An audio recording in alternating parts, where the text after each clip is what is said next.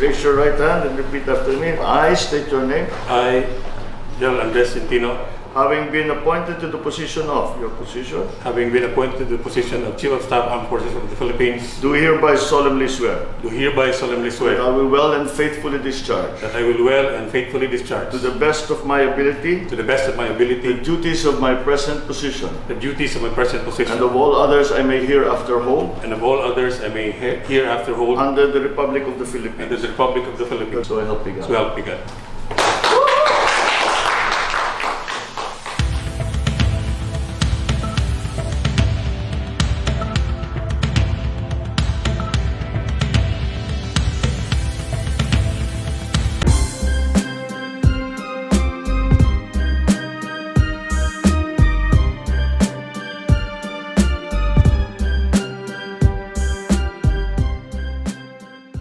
Sa bangkong sundalo, marino, airmen, and sailors, sa mga patuloy na nagtitiwala at sumuporta sa akin, maraming salamat. Gaya ng sabi ko kanina, it is my fervent wish that I can repay in whatever way I can dun sa suportang ibinigay niyo sa akin. I have felt the outpouring support, especially last night, hindi tumigil yung aking cellphone, messages coming from people that I do not even know, extending their support and well wishes as I retire today. So with that, again, from the bottom of my heart, maraming salamat sa inyo. Thank you.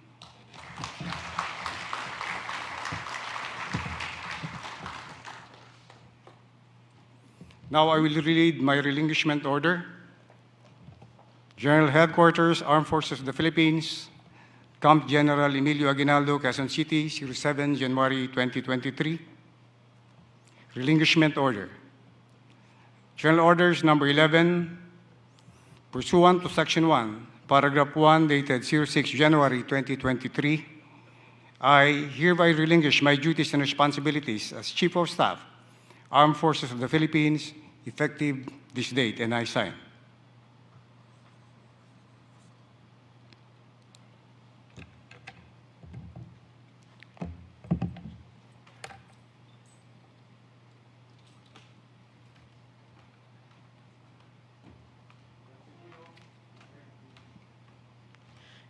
The incoming Chief of Staff, Armed Forces of the Philippines, General Andres Centino, will read and sign the order for his assumption of command.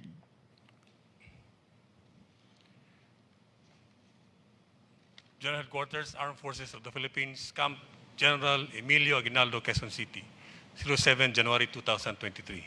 Assumption Order.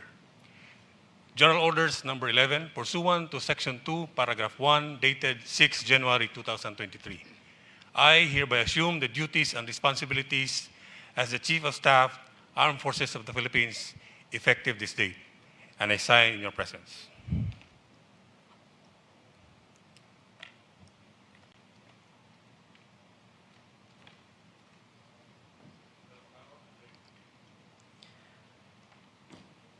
We shall now witness the handover of the command symbol to be presided by the Executive Secretary, Lucas P. Bersamin. Being handed over is a saber, a symbol of responsibility that goes with command and authority. It is closely associated with military leadership. The handover of the command symbol represents the dynamism of the military organization. Responsibilities of the outgoing commander are being relinquished, yet a successor of same standard, reared with excellence just like him, accepts the responsibilities and stewardship of the outgoing commander will leave behind. Once again, congratulations to both the immediate past and new Chiefs of Staff of the Armed Forces of the Philippines. And thank you very much to the Executive Secretary.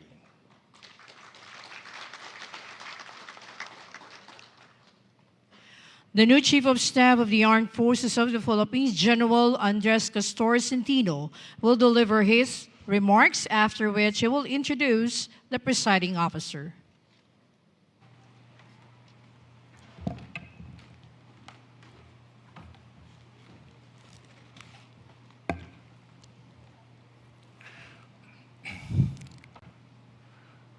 First, may I acknowledge the personalities here in front, our presiding officer, the Executive Secretary, the Honorable Lucas Bersamin, sir. The Senior Assistant to the President, Secretary Anton Lagdameo, sir. My co-principal, the outgoing Chief of Staff, Armed Forces of the Philippines, Lieutenant General Bartolome Vicente Bacaro, and Mrs. Bacaro, Boots Bacaro, and the members of his family. Our chaplain, Colonel Daniel Tansip. May I acknowledge also the Vice Chief of Staff, AFP, Major General Art Cordura, the Deputy Chief of Staff, Vice Admiral Romel Reyes, the Major Service Commanders, Lieutenant General Romeo Browner of the Philippine Army, the Flag Officer in Command of the Philippine Navy, Rear Admiral Toribio June Adasi Jr., the Commanding General of the Philippine Air Force, Major General Stephen Pareño. Members of the Joint Staff, may I acknowledge also the representatives from the Department of National Defense, Undersecretary Franco Nemesio Gagal, and Undersecretary Ignacio Madriaga. Officers, men and women of the General Headquarters, the attendees online, of course, our First Chief Master Sergeant, Obilio. Ladies and gentlemen, magandang umaga sa inyong lahat. At the outset, I would like to thank everyone present here for bearing witness to a time-honored tradition of the Armed Forces of the Philippines, the Change of Command Ceremony. My remarks will be short. I would like to express my gratitude to the following for ensuring the smooth transition of the change of command of the Armed Forces of the Philippines. To our Commander-in-Chief, President Ferdinand Marcos Jr., I thank you for your trust and confidence in my designation as your Chief of Staff. It is indeed a rare privilege to serve our country in this capacity under your direction. To Executive Secretary, the Honorable Lucas Bersamin, and Special Assistant to the President, Secretary Anton Lagdameo, I thank you both, sirs, for your favorable endorsements to the President of my designation. To Senior Undersecretary Faustino and Lieutenant General Bacaro, the Defense Department and the Armed Forces, thank you for your leadership in ensuring that our mandates were implemented and accomplished successfully. To the officers of the Armed Forces, the men and women in uniform, I thank you for your continued professionalism and dedication to providing the best in our service to the Filipino people. Allow me to speak on what is close to my heart: professionalism and meritocracy in the Armed Forces of the Philippines. In my 35 years of military service, I have witnessed the AFP grow capable and strong through the years. And through the years, laws covering our organization have been reviewed and revised in an effort to remain relevant and responsive and current. These laws pertain to our most essential resource, our personnel. Republic Act 1179 seeks to strengthen the capabilities of the AFP and enhance its professionalism. This law was passed for the betterment of the Armed Forces' future. It is intended to give us a compass that codifies our personnel's designation, selection, promotion, and attrition, thus resulting in proficient and qualified servicemen and women. It aims to provide for the selection of the most competent, the most capable, and the most deserving leaders. And as we strive to put this law into effect, we as an organization cannot afford to remain or to be divided and squabbling on how its interpretation stands to benefit one over the other and lose focus on what is best for the armed forces as a whole. Therefore, to implement this law, the Armed Forces of the Philippines needs strong and determined leaders capable of steering the organization in the direction of stabilizing unity and ushering in a truly modern and professional armed forces. Today, as I take on this responsibility as Chief of Staff, I reiterate what I have focused on in the past to comply with the urgent task at hand. While significant gains have been achieved in our security campaigns, there remain critical tasks to be carried out that needs to be fully complied.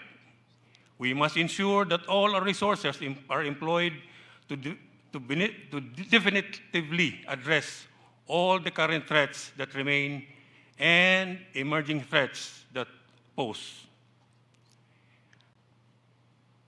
The commitment of the armed forces to this endeavor directly paves the way for true progress and sustainable development in our country. Even in times of natural calamities, the armed forces must strive to continue to provide the necessary service and assistance throughout the country, most especially in the most remote regions. We must make every effort to minimize casualties of our countrymen through proactive humanitarian and disaster response. We, the Armed Forces of the Philippines, are at a decisive moment as we near the completion of our most urgent tasks. We must not waver in our duty and service. Our actions today put an end to the division and conflict that has long plagued our country's past and derailed our supposedly prosperous future. Our organization, the Armed Forces of the Philippines, is a capable and professional organization. As our Commander-in-Chief stated in his State of the Nation address last July, we will endure. Just as the state of our nation is sound, so is its armed forces. As I close, I would like to pay tribute to the exemplary service of our honoree, the outgoing Chief of Staff, Armed Forces of the Philippines, Lieutenant General Bartolome Vicente Orpilla Bacaro, our Medal for Valor awardee and living hero, for the exemplary service that you have rendered, and of course to the family who have been supporting him all the way. Sir, I wish you all the best, and I wish you my best wishes to you and your family in your future endeavors. Ladies and gentlemen, soldiers of the Armed Forces of the Philippines, this is General Andres Castor Centino, your Chief of Staff, once again ready to lead. Thank you very much.